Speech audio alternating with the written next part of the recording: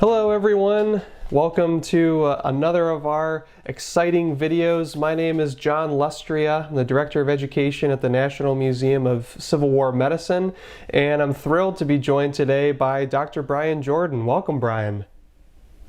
It's great to be here, John. Thanks so much for having me.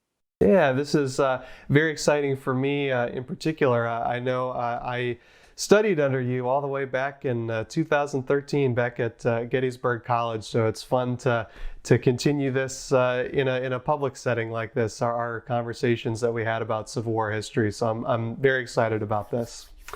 I'm very proud of all the work that you've done since those days. Thank you so much for saying that. I appreciate it. If you enjoy today's video or any of the videos that we've done over the past several years, would really encourage you to hit the like button and share it with people you know. Share it on your pages on social media. That really helps the museum out a lot. We'd appreciate it if you do that. If you want to take your support to the next level, consider becoming a member of the National Museum of Civil War Medicine. Your membership dollars support videos and scholarship like this, and it's a great way to show your support for the videos if you've enjoyed them at all over the past few years. Today, though, we're going to be talking with Brian about a thematic conversation about the books that he's written.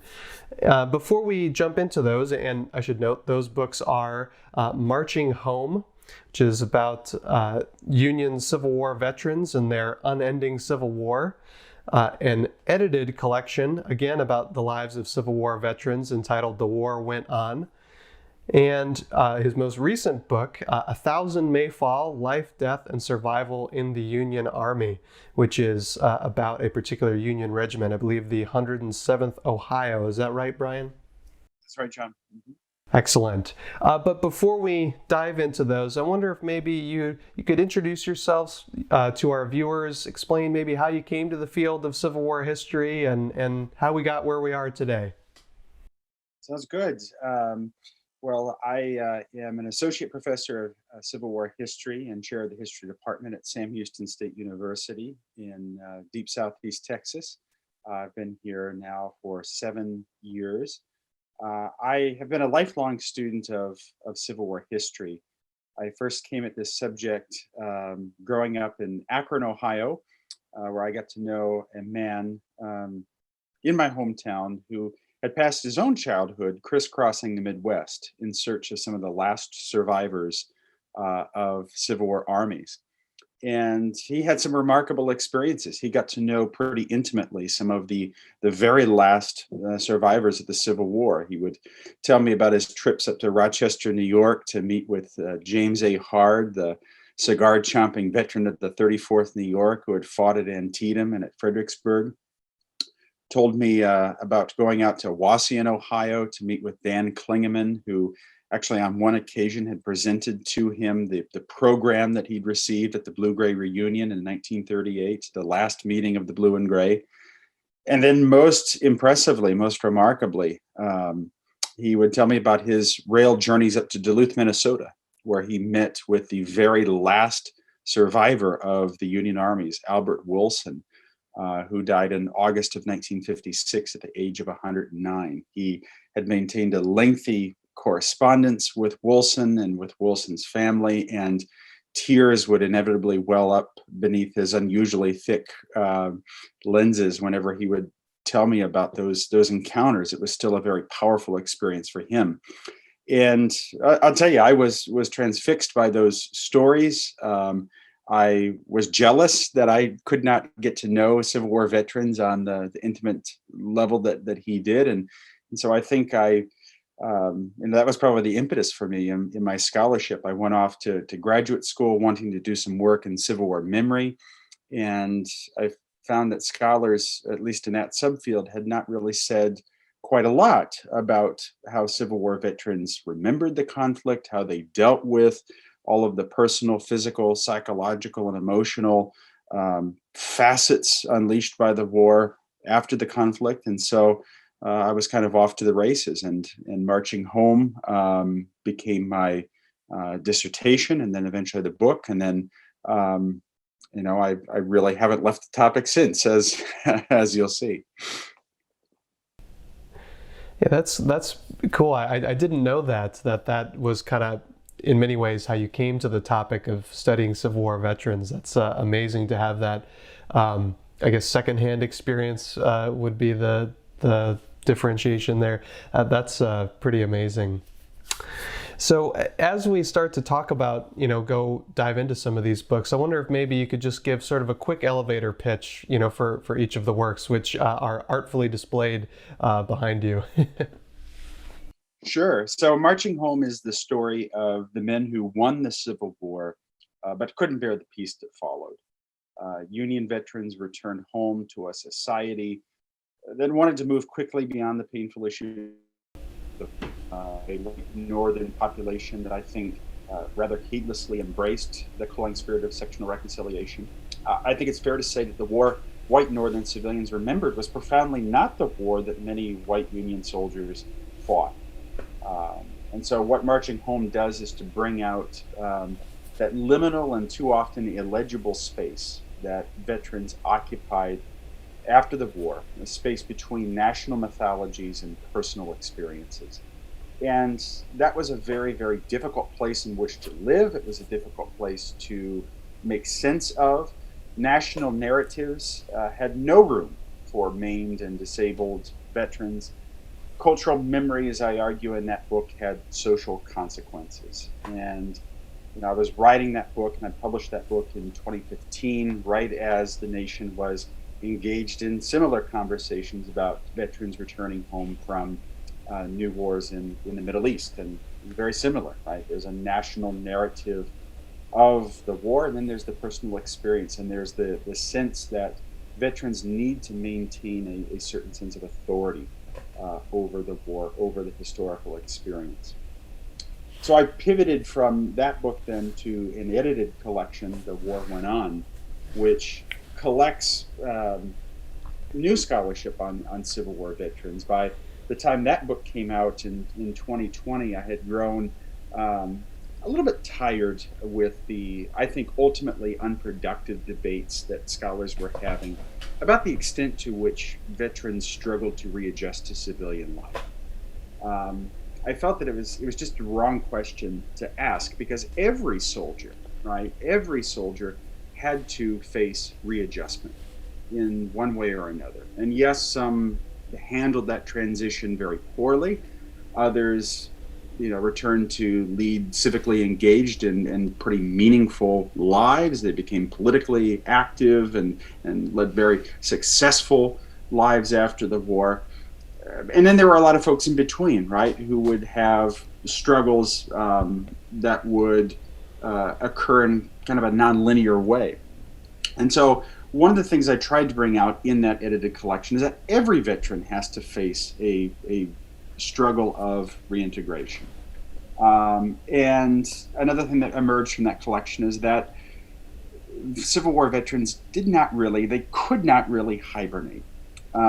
We have an argument that I think really shaped the field for many decades, given to us by Gerald Linderman in his 1987 book, Embattled Courage.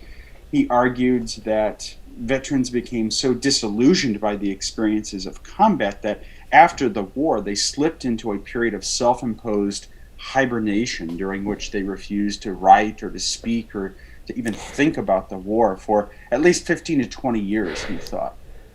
And I started along this line in Marching Home and kind of continued it forward in the edited collection to say that hibernation just wasn't possible, right? The war was something that continued to annex the lives of the men who fought it in ways ordinary and in ways very large. And so I try to take stock of the ways that veterans resisted the siren song of hibernation. I try to catalog the multivocality of the veterans' experience, rather than try to shoehorn veterans into a category, as scholars are wont to do, right? We always want to make a larger argument and claim that all veterans did this or all veterans did that, right?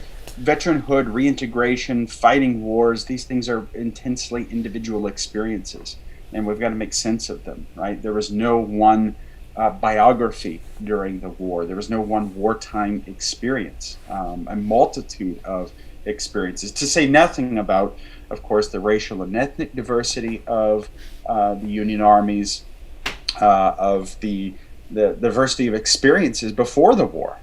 Soldiers coming out of urban spaces, out of rural farm communities.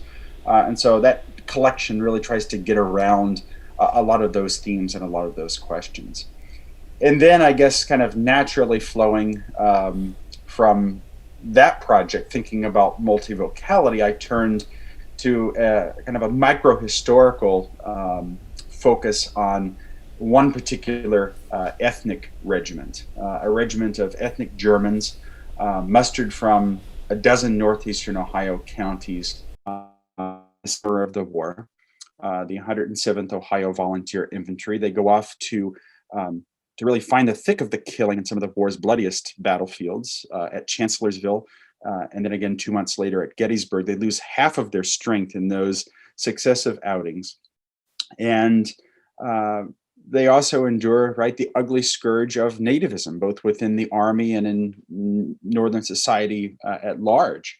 And so the book is really an account of how these 994 men weathered the numbing human ordeal of war, how they dealt with a population back home that was already skeptical of their fighting prowess, already skeptical of their ability to perform on a battlefield, and then how they navigated that transition back home and tended to the onerous errands of memory. It's a book that tries to capture the human ordeal of the Civil War and the extremes to which these men were toggling between. Heartbreak and heroism, duty and dereliction, cynicism and conviction. This is a unit that one of its men earned a Medal of Honor in a late war skirmish down in South Carolina. And it's also a unit in which the colonel became the only colonel court-martialed for cowardice at the Battle of Gettysburg. Right? And I think those two experiences are illustrative of what can happen in a particular Civil War unit and just how futile it is for us to make any kind of larger claims, right? We really need to do a better job of honing in on individual experiences. And I think that's what a regimental history or a micro historical approach can do, is to bring out some of those lived complexities. Yeah, it's interesting that in some ways it's better to it's better to highlight how there is an intense diversity of experience by looking at a group of people to demonstrate that that group doesn't have, all the same experience. So yeah, I think that's a really clever approach. And in many ways, the A Thousand May Fall is kind of like almost a prequel to some of your earlier work. It's, highlighting the wartime experiences. Obviously, you talk about the wartime experiences. You talk about the wartime experiences in your other books, but it's front and center in A Thousand May Fall, which I think makes a lot of sense. So obviously the soldier's experience is, a key facet of all of your work. Well, obviously we talked a little bit about kind of maybe what drew you to that in the first place with your first mentor, but why do you think this is such an important thing for historians to highlight? Well, as a historian, I've always been interested in how ordinary people negotiate extraordinary circumstances, right? And the Civil War was absolutely that. It was an extraordinary circumstance, and though I do not subscribe to the short war thesis, to the notion that folks thought that the war would be over in a couple of months and that you could collect all of the blood to be spilled in a thimble and wipe it away with a handkerchief. I don't subscribe to that. I still think, right, even though people were prepared for this to be a long and bloody war, they could never have been prepared for what they saw at Shiloh or smelled at Gettysburg or experienced in Andersonville. It was just an unprecedented concentration of violence when even the cadence of ordinary life and time seemed to be disrupted. And I've always been interested in that. I think it's really important to focus on the human experiences because it so often the Civil War has come down to us in our narratives as a sort of hushed epic, as a sort of discrete event. And for the people who were living at the time for Civil War Americans, soldiers, civilians, the enslaved, women, men, children. They had no idea how it was going to turn out. They lived contingency. Right? We often talk in historical methodology classes about the importance of contingency, the importance of putting ourselves in the shoes of historical actors, and setting aside the limitations of hindsight, what Gary Gallagher sometimes calls appomattox syndrome. Well, I think in order to do that, you really need to leave some of the fog of the battle on the page, to understand that people did not know how it was going to turn out, and that is an important part and piece of. And I think a lot of recent historians are doing exceptionally well at moving us from seeing the Civil War as an event to seeing it as an experience. We're exploiting a new and broader range of methodological tools and approaches. I'm thinking of Evan Kutzler's work on Civil War prisons and the sensory experience, mapping the haptic geography of Civil War prisons. I'm thinking of environmental history, which has become huge in Civil War studies. Judkins Browning and Timothy Silver's book, Lisa Brady, Megan Kate Nelson, so many others who have helped us to see how the non-human world and the animal world and disease, right, as though we need any reminder of the historical power of diseases and germs, the role that they played in the war in shaping battles and campaigns. Weather, Ken No's recent book on weather having tactical articulation on the battlefield. Disability history, Sarah Hanley Cousins' Bodies in Blue, and the history of emotions approach, helping us to historicize how people thought and felt about the war. All of these things, I think collectively, what we're seeing right now in Civil War historiography is nothing short of a revolution that will pivot us from kind of seeing the purpose of our field as plotting battles and campaigns, military or political, to really trying to get at how people negotiated everyday life, to see that emancipation wasn't a proclamation, but it was a process, a human process. It was a refugee crisis, a humanitarian crisis, a medical crisis. Jim Downs and Amy Taylor, that both have shown us brilliantly how that was true. So I think it gives you, if you focus in on the human experiences, it makes for better history, more interesting history. We like and should tell the stories of ordinary people, but it also changes the narrative in some pretty important ways. Yeah, that is certainly a really compelling case as you lay it out, and I think you gave some really good language, at least for me, as to why I think our story is so compelling at the National Museum of Civil War Medicine.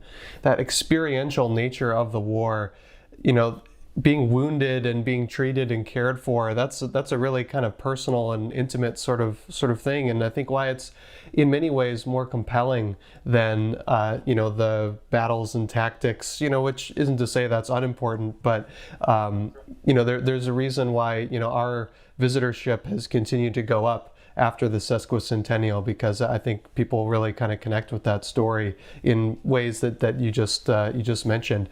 And I'll also say I was very proud to note that we've had a lot of the same historians on our videos discussing some of the works that you mentioned. So that was just personally gratifying for me, and I couldn't agree more. There's just all kinds of people doing really, really incredible work out there, and I think what's notable about it, what's just, I think, kind of lurking beneath the surface of what you were saying is, I think the reason why this maybe wasn't obvious, even though in some ways I think it seems obvious to us now, is in a lot of cases people aren't writing specifically about this because it's so obvious. The weather, for one example, I mean, it's right there. It's just sitting in front of our faces, but it just takes a small shift and suddenly there's a whole book's worth of stuff to discuss in there. And the sensory history, people, anyway, it's just subtle shifts that's just people in the past aren't necessarily always writing about because it's so obvious to them they don't need to write about it, and we just need to remember that. Yeah, excellent point. So in your work, I always like to talk about this just because, partially I think to demystify the book writing and research process. I wonder if maybe you talk about, where you went for sources for this project. And there's kind of two different angles here. Number one, when you're talking about the veteran experience, I think when you're talking about wartime, there's some tried and true sources, letters and diaries and newspapers and such. But I wonder if, maybe you would speak to that in particular, about, how you approach sources for these projects, especially, it's a pretty wide ranging reach for Marching Home in particular. How did you approach that as well? So I'm glad you asked about sources, because when I first started working on veterans, I think one of the common refrains that soldiers put away their diaries after Appomattox. They stacked their muskets and they put away their pens, and they just didn't write. And there were no sources, right? We know that they had chronicled with great fidelity, maintained dutiful diaries during the war. They sent these beautiful letters back home, and then they returned home, and the notion was they just didn't write.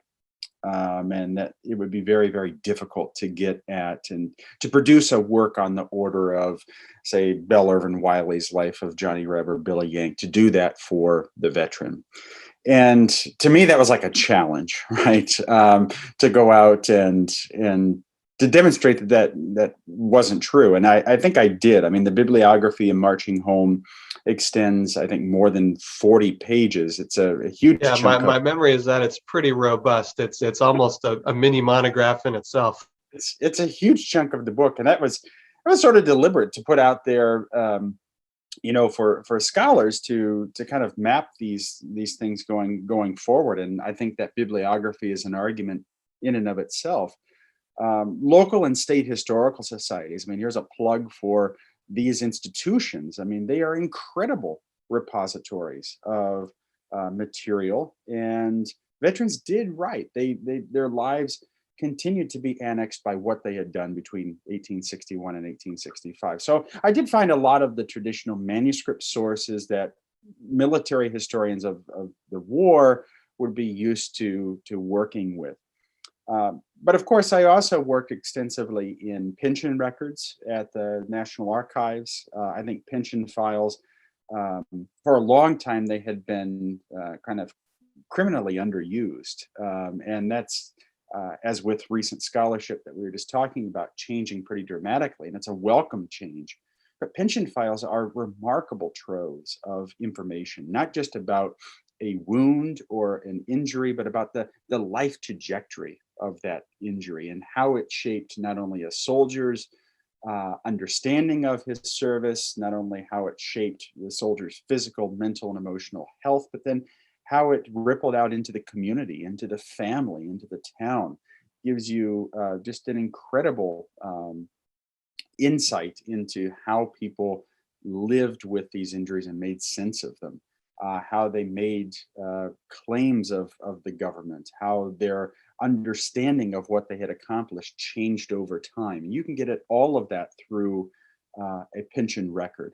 And happily now the National Archives is digitizing a lot of these records. Fold 3 is putting them up. And so they're a lot easier to get at than they once were. When I first started working, you had a quota of 16 pension records every day in the central reading room at the National Archives on Pennsylvania Avenue. And now with a couple of clicks on Fold 3, you can get at those sources.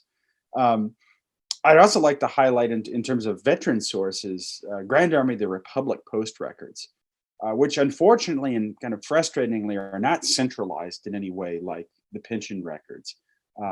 Unfortunately, the national organization, right, was really kind of decentralized, organized into individual posts and then regional departments.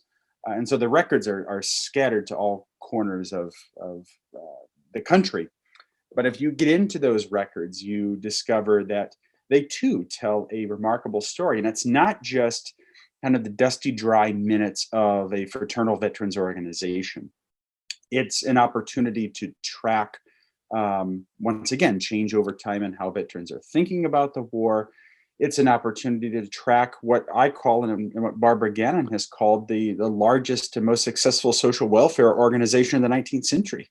The Grand Army of the Republic, I mean, it's literally stepping in to do the work that the federal government isn't doing on behalf of veterans in the late 19th century. When veterans can't heat their homes for the winter, it's the GAR that's paying the bills. It's the GAR that's burying soldiers in paupers' lots in town cemeteries, that is paying for costly medical procedures and exams that veterans have been waiting for. And you can kind of track that work, that social welfare and kind of public health piece through Grand Army of the Republic records. You can trace some of the financial difficulties of veterans through these records, men who literally can't afford to pay their dues, and how the Grand Army of the Republic generated and sustained community among veterans, how they continued to look in after one another, how they cared for widows and for orphans, and really forged a cohesive community. So those sources, again, at local and state archives all across the North and beyond, they proved really, really important, as did the records of congressional committees, the records of the Committee on Invalid Pensions. I think it's amazing to me. I think only a few scholars had used these records before I got into them, and I think still more people could find many riches in them. But these are and I'll be honest too, that's a committee I've not even heard of before. Fascinating. The Committee on Invalid Pensions. Maybe just say a little bit more about that, just for my sake. Yeah. So this is the committee that oversaw the congressional committee that oversaw the Pension Bureau, and that was navigating all of these questions of pension policy, right? Trying to align policy with medical reality, with medical experience, that was overseeing and trying to combat what the government thought was the real epidemic after the war, and that was pension fraud. And so veterans would, who had difficult experiences dealing with prying pension examiners, or who felt that their pension rating was unjustly low, they would appeal to the Congress, to this U.S. House of Representatives Committee on Invalid Pensions, and either demand a readjustment or describe, something that had been done to them by an agent of the Pension Bureau.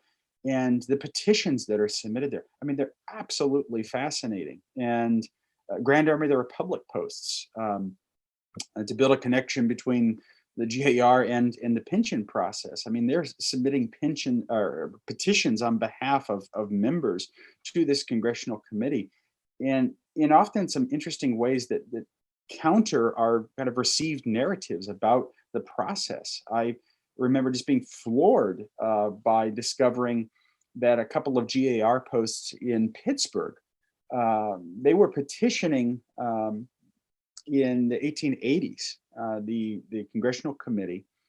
The committee was considering creating a prisoner of war pension, a standard prisoner of war pension. And the GAR, remarkably, I mean, we often hear in our narratives that the GAR was just a fierce advocate of pensions. The GAR was actually petitioning this congressional committee, saying, we don't want this specific class of pensions for prisoners of war, because the prisoner of war experience was not our experience. And prisoners of war, they were off the firing lines when we were doing the real work of the war. It's a fascinating line of argument that gives you a real window into how prisoners of war were thought of within the larger veteran community, and gets back to that idea that there's a great diversity and multivocality among and between veterans, and that there are contests of suffering between and among veterans, and you can really get at that through those sources. Nothing generates paper like an army or like a pension bureau, and so that's a good day for us as scholars. And I think a lot of those records still remain to be tapped. Yeah, that's consistently the takeaway whenever I ask people that question about sources is just, there's obviously the old classics, but of course, as some of the scholarship like sensory history has demonstrated, there's even new material to be mined out of the quote unquote old classics. And even beyond that, there's all kinds of stuff out there. You just need to be a little creative about how you look and where you look. There's all kinds of stuff that is just waiting to be explored. I mean, it's really pretty incredible, all the stuff that's out there. And I was just talking with a colleague the other day at lunch. I mean, it's shocking. I mean, the Civil War, in the scheme of things, is relatively short, a 4-year period. But on a near daily basis, and certainly on a weekly basis, like at my job, there's all kinds of new stuff that keeps coming up. I just was talking with my office mate yesterday. We discovered that Lew Wallace, like before the end of the war, became like an agent of the Mexican government and like tried to broker like this peace in like, early 1865 between Confederate forces in Texas, and just wild stuff that like, I'd never heard of. So I mean, it's astonishing to me. It's continually surprising, all the stuff that's out there. I love that comment that you made, because I have colleagues here at the department who our Ottomanist is always marveling that here she is responsible for centuries of history. She's like, you work on 4 years, like what can you say about 4 years? And it turns out quite a lot. Yeah, well, especially when we, and I think rightly so, when we kind of parlay those 4 years into, basically a whole century, of American history that either informs those 4 years or is impacted by those 4 years. So there's a never-ending amount of things to say. Well, being a medical museum, of course, we had to talk about this a little bit. I wonder if you could talk about, both your work done on soldiers during the war and, of course, veterans after the war. And we've touched on this a little bit, but I wonder if you would talk about how access to medical care changes from soldiers' time in the Army to when they're veterans, and what the access looks like, and how they interact with physicians and doctors. It's a great question, John, and I think there's both similarity and change in terms of the access to medical care. Obviously, during the war, the needs of the state, right, align with the needs to supply goods, medical care. The Union needs a strong fighting army. It needs men on the firing line, and so um, there. The needs of the soldier align with the needs of the state. That changes a little bit after the war, when you don't need to rehabilitate men to go off and fight, right? I've already mentioned, after the war, the late 19th century, the federal government sees the great epidemic, the great threat, as pension fraud. And so, if anything, right, the doctors who were during the war eager to step in and tend to injuries so as to rehabilitate men for the firing line, now after the war, they don't have that sense of urgency. They if anything, are looking to make sure that the claim that's being made to a pension agent is in fact legitimate. So that's one big change. But it's also a similarity, right? I mean, Sarah Handley Cousins has written, I think, pretty eloquently about what she calls the walking sick, and about malingering. And there's always this suspicion and skepticism during the war about malingerers. Are people shirking their duty? And that's kind of a through line that continues through after the war. It's important to remember in the Civil War context that there's no Veterans Administration. There's only a nascent pension bureau that's struggling throughout the lifespan of Civil War veterans to align policy with the lived realities of war trauma. I mean, pensions start during the war, of course. And at first they start pensioning amputees, but then you kind of watch the process unfold as they realize, well, it's not just amputees, right? We need calculations to figure out how to find an equivalency for what it means to lose an eye, or what it means to lose the ability to labor manually in a society that values manual labor, that takes manual labor as a marker of masculinity. And so veterans are subjected after the war to invasive, prying, painful, ultimately, I think for many of them, humiliating examinations that just kind of drive home for many of them that the government has not fully appreciated the sacrifices they made. And again, there's a similarity, right, from wartime doctors who were wondering about malingering and wondering about shirking. Another similarity between wartime and peacetime is that very visible physical injuries were privileged over non-visible ailments. An empty sleeve became an honorable scar, a red badge of courage, but it was very difficult, right, to acknowledge a raspy cough or mental aberration or incontinence, painful joints. These things too, of course, are, and we know today, are red badges of courage. But in the 19th century, right, there is that focus on amputation or on physical and visible injuries. So it becomes a struggle in a generation without diagnostic language, without the ability to connect wartime experience to mental trauma. It becomes the burden is placed on the veterans themselves to explain those links. And I think this is really important. They do that work. Katie Meyer's book, Nature's Civil War, I think shows this brilliantly, that soldiers keenly understood the links between their wartime service and their physical and mental and emotional health. They understood self-care, right? And they took steps in the field to deal with and to make their experience more healthy. But they understood, and they struggled they tried to find the language to describe what was happening to them.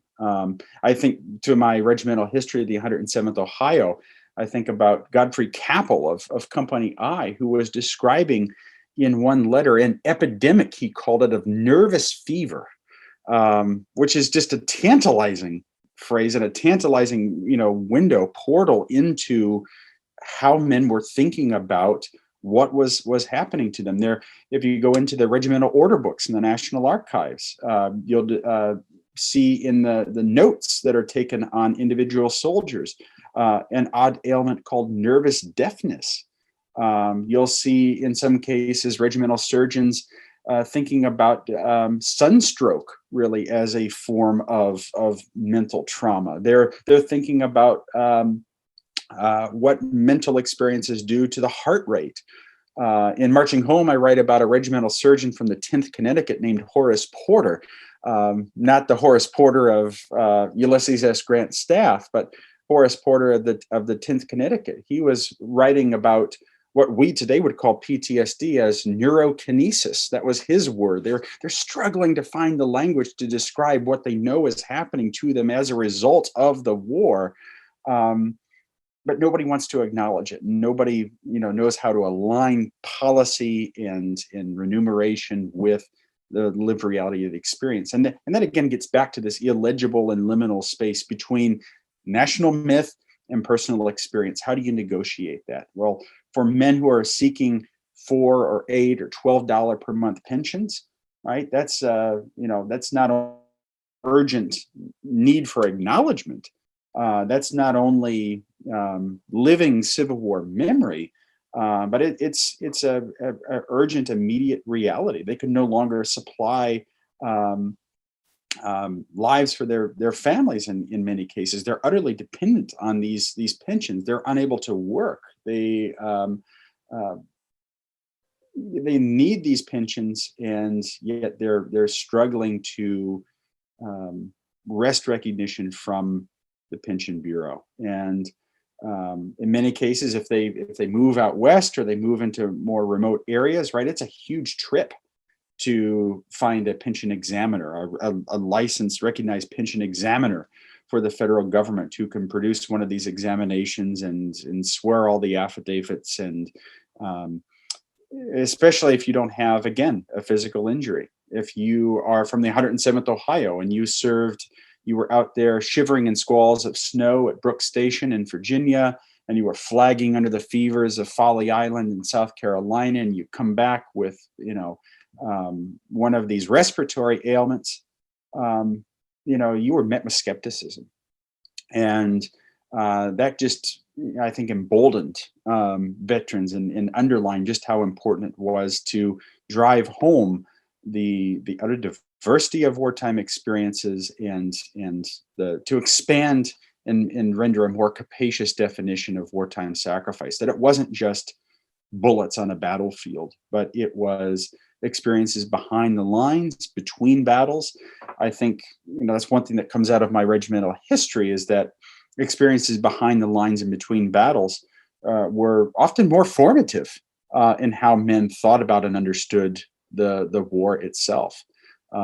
We often narrate the war as a unbroken sequence of military events, but for the men who lived it, right, it was yelling about on a picket line. It was enduring life in camp. It was endless stretches of tedium, punctuated by these brief encounters with the enemy that were horrific. But it was a struggle after the war for them to explain this to the medical military bureaucracy that wanted to be, as they were during the war itself, narrowly focused on the most visible physical injuries. Yeah, what you said brings a few things to mind. Notably, I think this is a really underrated aspect of Civil War medicine, the fact that there were no comprehensive medical records for individuals. I mean, we are blessed with voluminous medical records in the medical and surgical history and others, but for the individual, there's no kind of record of what they've had sickness-wise or procedure-wise or whatever. And so they, in order to communicate, or in order to get across to the medical personnel, whether that's a surgeon on the battlefield or a pension examiner after the war, they're almost solely reliant on the soldier recounting their experience. And they can do what they can to bolster their word with, signed affidavits from surgeon, surgeon saying something like, yes, I did treat this man for this, that, or the other thing. But so much of this is being relied verbally. And so I think that's partly where the skepticism comes from. I mean, it probably shouldn't have been there, but the fact that, well, how do we know? These days, doctors thankfully don't have to ask the question, well, how do we know? Because there's fairly comprehensive records. I think that's a really underrated aspect of Civil War medicine, just the lack of personal medical records out there. It makes a huge difference. I think that's absolutely right. And to kind of build on that point from the 107th Ohio, one of the great struggles that they faced in securing pensions, not only the nature of their service and the nature of their ailments, but their regimental surgeon, Charles Hartman, is actually killed in the line of duty at Chancellorsville. And so after the war, they need those regimental surgeons' affidavits to lend some legitimacy to their claims. And he's not there to provide them, right? And then the regimental surgeon who steps in after Hartman, he moves out to Nebraska, I think it is, and nobody can find him. And so if you go through the regimental surgeon's papers in the National Archives, you'll see this huge bulging envelope of letters from men from the 107th Ohio who are writing, how do we find this guy, and where is he? He's not responding to my letter. And it really kind of builds, I think, this point that you're making is in absence of those medical records, right? They're utterly dependent upon other testimony, but that testimony itself wasn't always reliable, depending on where a surgeon went or maybe what happened to him during the war.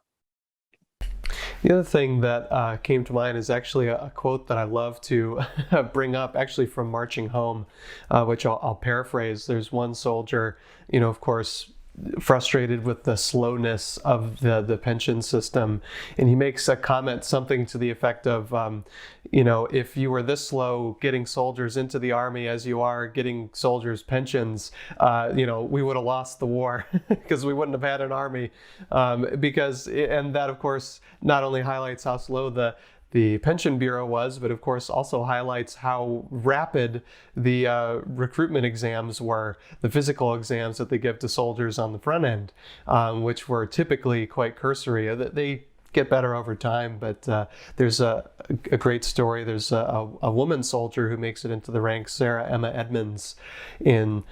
She was the examining surgeon basically said, well, let me see your hands.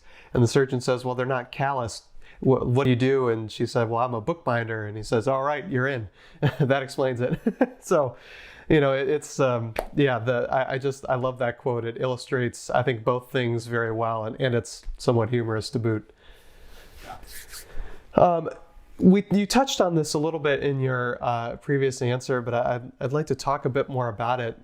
So, of course, in a war that sees upwards of 700,000 deaths, it's a certainty that there's going to be a pretty sizable number of cases of what we today know as PTSD.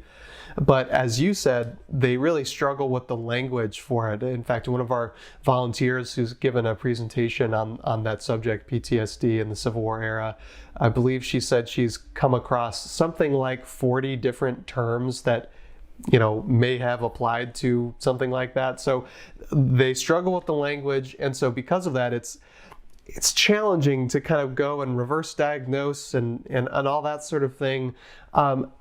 I wonder if maybe you could talk about the challenges of studying PTSD in the Civil War era and how you tried to approach that, because of course you would butt up into it. I mean, you can't not when talking about the veterans' experience. Yeah, it's a great question. The challenges, I think, are really twofold when you're studying PTSD in the Civil War. I mean, first, obviously, post-traumatic stress disorder. I prefer to call it post-traumatic stress syndrome. It's a modern diagnostic label. In fact, doesn't enter the Diagnostic and Statistical Manual of Mental Disorders, the DSM, until 1980. A lot of folks will as you point out, will say you can't apply modern diagnostic language or modern diagnostic labels back on historical actors. It's anachronistic. This, despite the fact that I think we argue all the time. One of the most tried and true historiographical questions in Civil War history is, was the Civil War a total war? And we can argue whether that's a good question or not, but total war itself is a 20th century construct, and we have no problem arguing about that. But then, if you want to label a Civil War soldier as having PTSD, why, then well, here's the one thing about that. I mean, the two of the most pedantic people in the world are both historians and doctors, and you get two of them together. It's a dangerous combination, I suppose. But no, that's a great point. I'd never thought about that before. Yeah. The other point that I think often comes out, one of the great challenges is folks will often think when you're studying mental trauma among Civil War soldiers that there's always the risk of making marginal experiences mainstream, right? And so I think when you're working with PTSD, and I don't in my work, I don't call it PTSD. I make it pretty clear that it's what we today would call PTSD, but I'm not applying that specific label. I think it's terribly important, number one, that you make clear that, as we've done throughout this conversation, that wartime service and the transition back home, it's nonlinear, it's messy, it's complicated, and it's individual, right? And so that there are a range of experiences. And when we talk about mental trauma, we're not saying that every veteran was traumatized. We're not saying that every veteran experienced this, but we are saying that there's a range, right? And that we need to be mindful of the different ways that the difficulties of wartime and the difficulties of the peacetime manifested in physical, psychological, and emotional ways, number one. There's a spectrum. Number two, I think it's important, as we were just discussing, to be very attentive to, we can learn a lot from that struggle to label in the 19th century.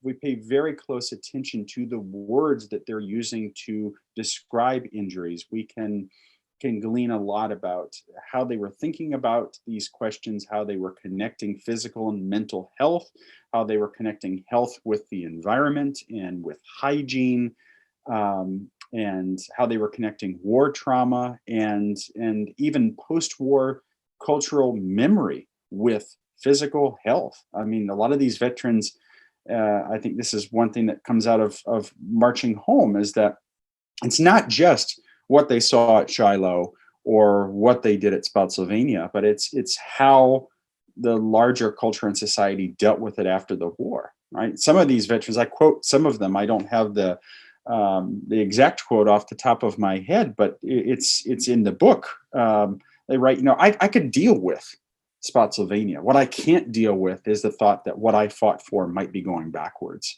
right? That the great promise of the war might be betrayed. So I think they could deal with what they saw at Shiloh, but the post-war, watching as white Northern civilians embrace the spirit of sectional reconciliation, watching as their former enemies, reassured by the escape from reprisal, belt the South with black codes, watching as national healing comes at the expense of racial justice, all of these things, they're wondering by the summer of 1866 if they've won the war after all. And that can be as trauma producing for them to live through Reconstruction. So I think that's terribly important. It's not just the wartime, but it's the post-war. So when we study PTSD, we have to be attentive to those things. We have to be attentive to their own language, to their own sense of context. It's not about diagnosing across the decades, but it is about acknowledging the truth of their experience. If you go into the records, you don't have to dig very far before you see injuries, mental and physical, in ways that are experienced non-linearly. And we need to be open to that broader range of experience, and not to just resist post-traumatic stress because it's a modern term. The truth of their experience is there. It's something that they testified throughout their lives, and that we have an obligation, I think, as historians to record and to report as accurately and as faithfully as we can. Yeah, I think that's a great way to bring this full circle. I mean, it all comes down to the soldier experience and the experience of individuals, because especially with something like that, even with all of our, kind of modern terms and ways that we know how to approach it, it's a challenging thing to grapple with. And it is, I think, a pretty individually based experience. And so to kind of take it on a case-by-case basis, I think is a method that makes a lot of sense. And I find that really compelling. As you said, it's our kind of responsibility in many ways to kind of tell these stories, that we encounter, and telling them kind of one by one, I think is a really compelling way to do so. So I think with all that said, I mean, I think that's a great place to kind of come to a close here. Do you have any closing thoughts, Brian? No, I just want to thank you, John, and acknowledge all of the important work that you and your colleagues are doing, both in Frederick and at the Clara Barton Missing Soldiers Office and out at Antietam.